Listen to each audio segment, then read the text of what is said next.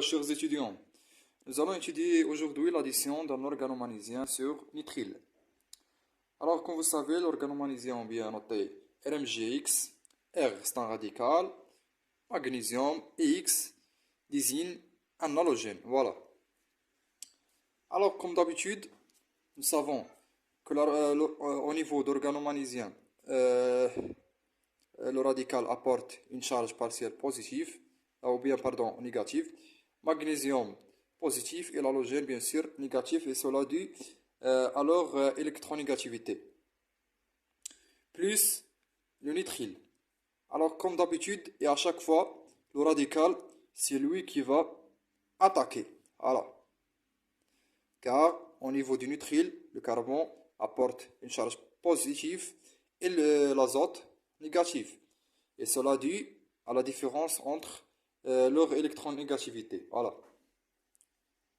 Alors, cela va donner RC double liaison N R. Nous allons le noter R' pour différencier du premier radical. Ici va rester un électron libre, comme vous savez, voilà, il y a électron de carbone, électron d'azote. Et pour s'attacher à le nouveau R', le carbone va apporter son électron. Mais le N va le conserver. Alors au niveau d'N, il y a un électron libre. Et donc, il y a une charge moins. Alors pour se stabiliser, comme vous savez, au niveau de cet organomagnésien R'MgX, comme nous avons déjà dit, qu'il y a charge positive et il y a négatif, il y a au niveau de magnésium une charge positive. Alors ce moins va attaquer la charge positive.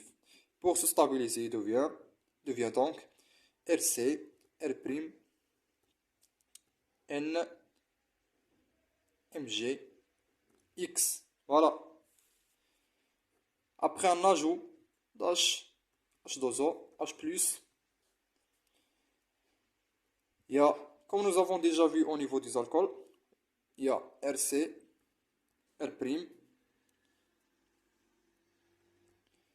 l'MgX va quitter, reste un NH, plus MgXOH, voilà. Mais nous allons s'intéresser juste à ce composé. Alors, ce composé, on le nomme imine.